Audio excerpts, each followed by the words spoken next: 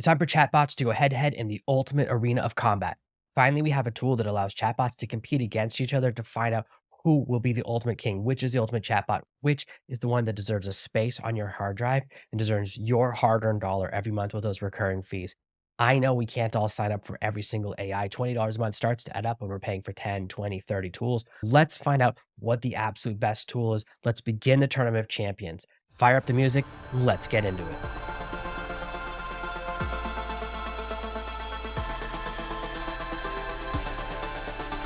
This is the LMSys Chatbot Arena Leaderboard. Here's what this tool is all about.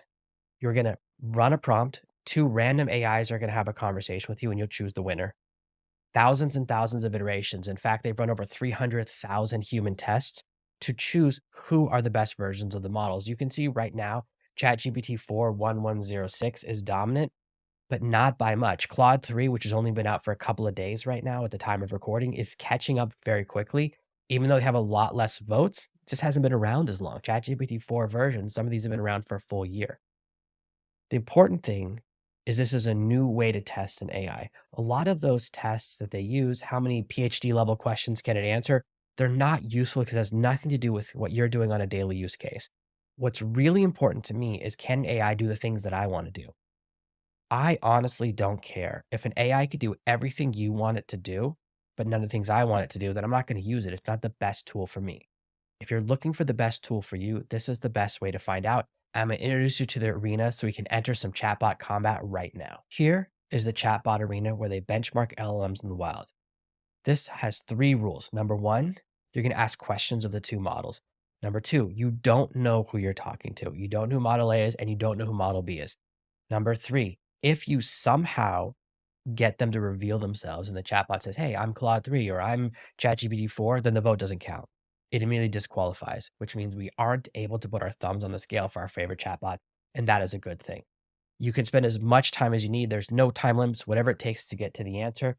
Let's start asking the very first question. I'm going to get in my MacBook. I've lost my password. Now, Model B makes a little bit of an accusation, says I'm not going to help you break in because it knows what I'm hinting at.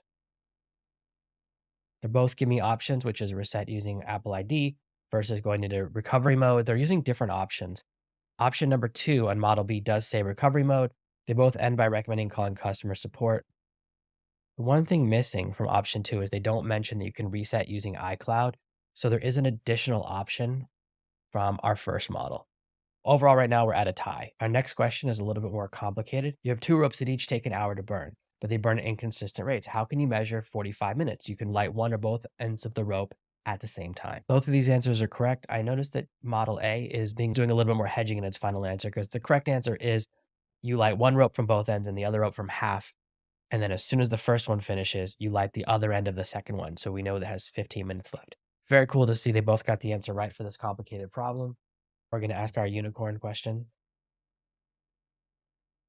These are a standard set of riddles I like to ask AIs to determine who's the best.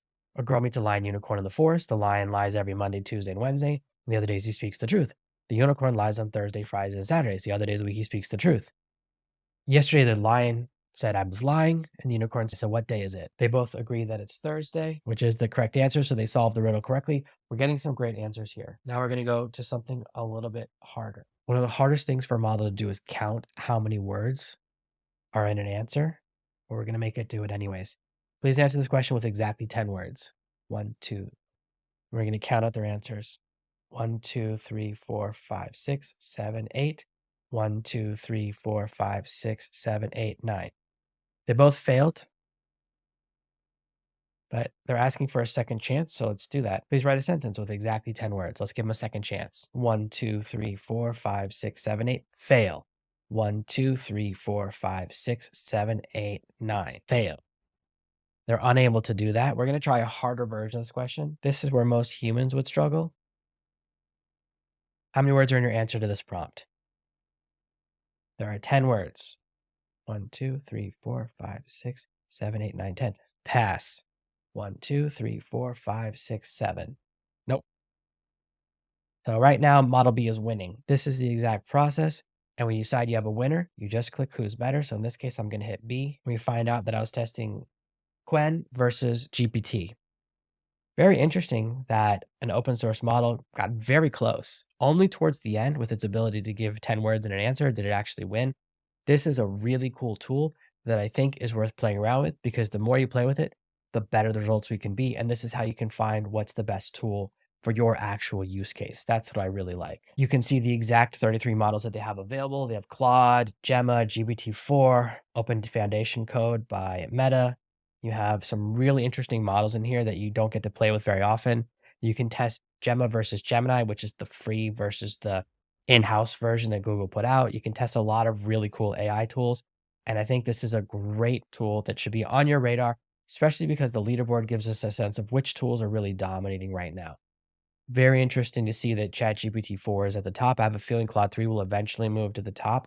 Most interesting to me is that in sixth place is Claude Sonnet, which is above some GPT-4 models and even above Mistral Large.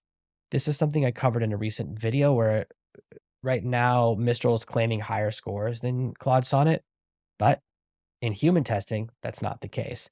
This is the most important thing. Which AI is best for you? This is a great way to find out and a great way to test a lot of different chatbots in the arena. I hope you found this useful. I hope you liked seeing when chatbots go into the arena have to compete against each other to see who's the best of the best.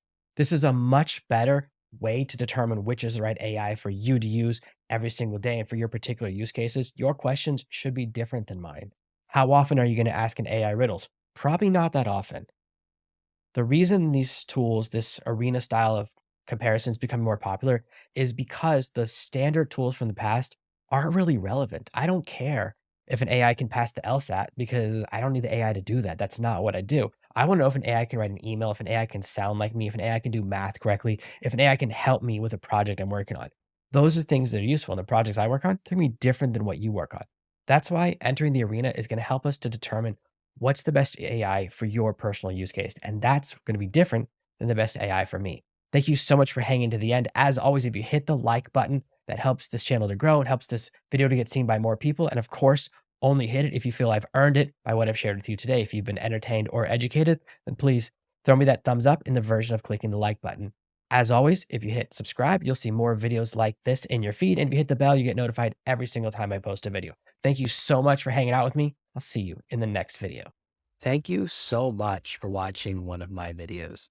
Hit the like button, and then I've got a couple of sweet videos that I think you're going to like. I've got one here and another one over here.